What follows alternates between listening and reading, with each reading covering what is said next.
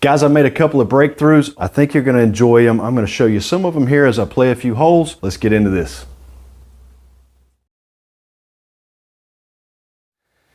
Hey everybody, welcome back to Golf Test Dummy, the channel where I use my game to help your game. As I said, I'm gonna play a couple of holes on the simulator out here. We're going to Norway today to the Oslo Golf Club, spelled K-L-U-B-B, I believe. Anyway, I've been making some changes to the swing, as you may have noticed if you've been following the channel for the last several weeks. I feel like this week, really, after I recorded the 1 hour special on course, which if you haven't watched that, go back and check that out. It's my first 1 hour special. But after that, I started coming into the lab and I started to grind out a few more things, and I feel like I've made some real breakthroughs. I'm going to walk you through some of the changes that I've made, some of the feels that I have happening, and some of the things that I've been noticing that are different. Let's go. Well, this is a pretty easy choice. This goes down about 50 something feet down the hill. We're going to hit driver here. I've got a pretty wide open fairway. There's not a whole lot of trouble unless I just do something insanely off. We're going to tee it up and I'm going to hit driver. I'm going to talk you through a little bit about what I've been doing with driver. So I have a tendency to get a little bit narrow with my feet, and then it doesn't give me very much stability or leverage. So I've been widening my stance just a little bit to give myself a better base, because I really want to be able to use the ground and I want to feel like I'm not coming off of it in an early extension position. I want to feel like I'm really kind of driving into the ground a little bit using gravity as my friend. I set the ball inside my left instep. I can play it a little bit more up toward my left toe if I want to hit up on it more. There's not a whole lot of reason to do that here. When I set up, I really want to feel like I've got just a little bit of tilt, and I want to make sure that my head is back behind the ball and mainly in the lower spot. And you want to come into impact and you want to go up on a driver. Let me reset the Garmin here. So I want to make sure that I am behind the ball and I'm loaded and I'm braced. When I take it back, I really feel like I'm pulling this right hip, my trail hip, I'm pulling it back. That's going to bend this left leg and it's going to extend the right leg a little bit. It might not extend all the way, but I really want to try and turn my hips 90 degrees rather than trying to turn my hips 45 and then my shoulders another 45, which you can hear kind of chokes me up a little bit. I want to turn the hip all the way back because I don't have as much flexibility as I used to when I was younger. And if I pull that hip back, I get the club away from me. I really want to feel the stretch of getting my arms away without really, tightening them up. I still want them to be supple, but I want to push the club away. On the way back, I turn the right hip and I push the club away from me to get up to the top. I try to keep my hands in front of my chest as much as possible as a feel. I might get more up here to where it's a little bit away, but my feeling is that the club and my hands stay right out in front of me. Once I get to the top from here, this left knee is now loaded. I'm going to pivot. I'm going to shift a little bit of my weight toward the target, almost like I feel like I'm going to bump into a door with my hip. Bump that way, let the club drop in, keep the head behind the ball. Now you start to turn and pivot over this left hip. Just pivot over that left hip and let the arms and clubs go where they may. No attempt to grip and rip, just turn and burn is a better way to put it. And I don't know if I can hit a ball better than that. It's a little bit to the right, but look at that. I'm carrying that over 260 yards. Now I know that it's going downhill 50 something feet, but my club head speed is up to 94, ball speed over 140. Over 140. That is a goal that I've been trying to hit for quite a while now. So I'm really excited about that. All right, so I've got 90 yards left in. I'm coming out of the rough. It's going to knock a little bit of the power down, but it's going to take some of the spin off. So I've got a 54. I don't have to swing this super hard. I just need to make a pretty normal swing with this 54-degree wedge.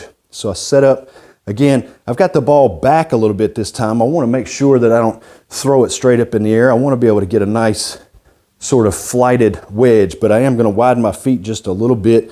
And it's the same principle. I'm really going to turn, feel like I stretch and keep my hands out in front of me from here. I bump forward just a little bit. Everything falls and I turn over that left side. You almost want to feel like you get a little bit of a stretch here with most of the clubs. You might not with this wedge, since it's just a simple little shot. Let's see what we get here. Not my best swing. Oh my God, and I overcooked it. Wow. That is another thing I'm noticing. That came out low, so it shouldn't have gone that far, but I am noticing a bump in power and distance here. All right, we're gonna go with a 60. I've got 55 feet. All I do on these shots is I try and feel like I'm tossing it to a spot. So I'm probably gonna throw it about right here. It's not gonna roll a ton. It's gonna be about mid-height. I don't have to have a super high shot here that carries all the way. Just gonna throw it to the target.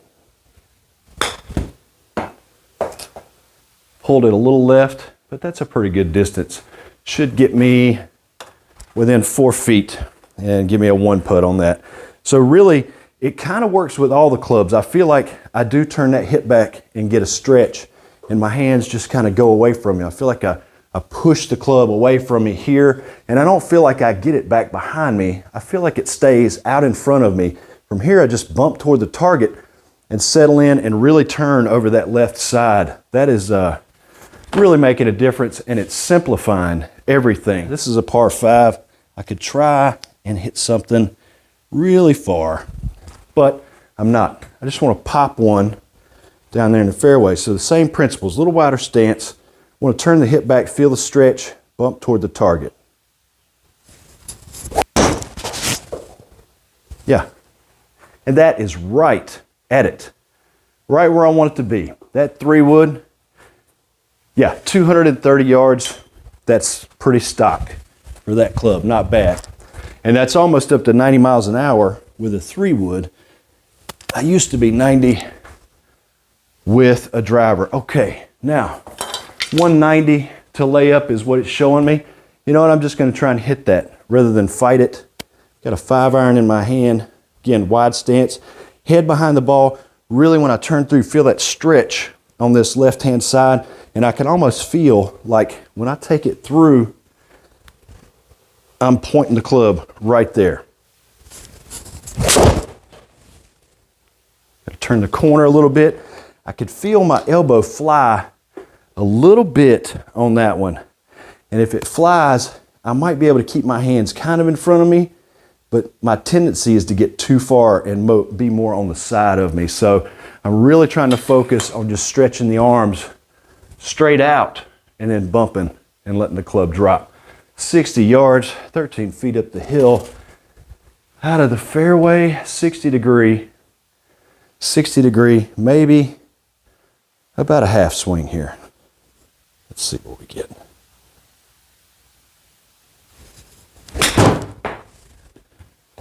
You see that with the knee, the soccer? Oh yeah, 54. Oh, and it's gonna pull back on me. Take me out of birdie range, but that should be a par. All right, this next hole, we've got a longish par 3. It's about 183 yards. This hole is usually not my friend, but we're gonna try and apply the same exact thing. I really wanna try and focus on staying steady. I don't necessarily need to keep my head still, but I need to keep what I'm looking at still, if that makes any sense. I don't know, that's just a little trigger for me. But again, turn the right hip back, keep the hands in front of me, and then bump forward, almost like I'm trying to hit a door with my hip, and then start to come down and pivot and turn over that lead hip. So let's see what we get here. Love to make it on this green and be really close for a birdie.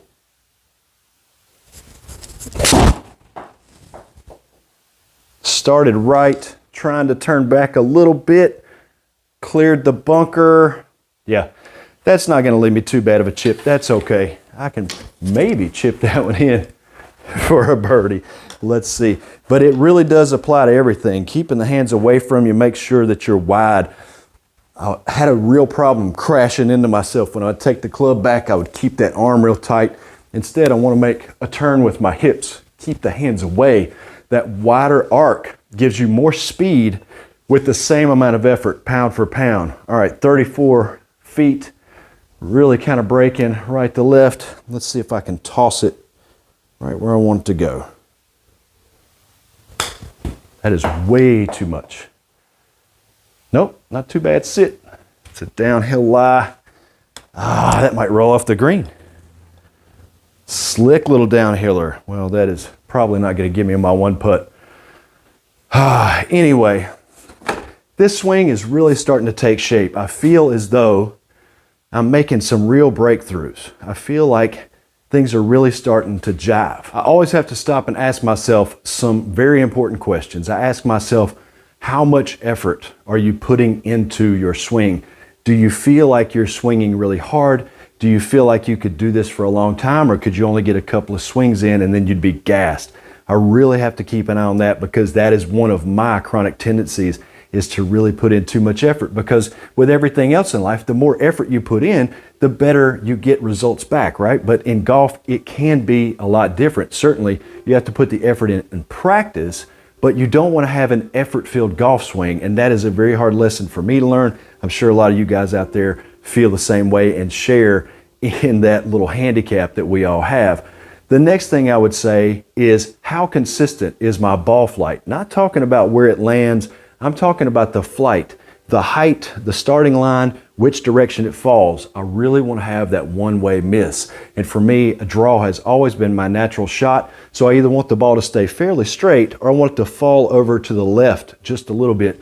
I don't want it to fall over to the right. And honestly, I struggle to hit a fade. So if I hit a ball off to the right, it's normally because I block it. So I really need to make sure that I've got my club face getting square coming in, and that my path is not way too far inside to out to avoid those blocks, AKA getting trapped, which is why I'm working on keeping my hands in front of me. The third thing I would say is that I want to complete my turn. I don't want to turn my shoulders 45 degrees and my hips 45 degrees to get turned, because that puts some strain on my spine, and me personally, that's not that helpful. I do feel a little bit of pain if I work that by trying to keep the right leg flexed on the back and then turn the shoulders all the way. That really starts to wear on me. So I'm trying to turn the hips 90 degrees. Now, it doesn't always happen. It may be more like 70, it may be more like 75, but in my mind, I'm going for 90 degrees. I make that big turn with my hips, and now my chest is facing away from the target with no strain and no stress. Get the arms away from me to get that nice wide circle. Get that elbow away from my body. Get that circle, you make a wider arc, pound for pound, with the same effort levels, you'll get faster club head speed because you've widened the arc. And a wider arc in physics, I don't know, makes for more club head speed. Guys, thanks so much for watching this video. If you liked it, if you got something from it, click the thumbs up down below. Leave me some comments. Subscribe if you haven't already. Click the little bell off to the right for all notifications so that you don't miss any videos. I put out a new video every Monday, and most of the time on Thursdays as well. Everything is at 2 p.m. Eastern Standard Time for now until I change it. Check out the links in the description below to save yourself some money. I continue to try and collaborate with companies to get you guys golf equipment at a discount. Please use that and take advantage of it. And any purchases that you make on Amazon, please go through one of my videos. You'll find an Amazon link. You click it, it takes you to your Amazon, make your purchases on there. Costs you nothing extra, but Amazon has to give me a little bit of money. It's a good way to stick it to the man and help me out in the process without having to do anything additional on your part. Thank you for this, and I'll see you in the next video.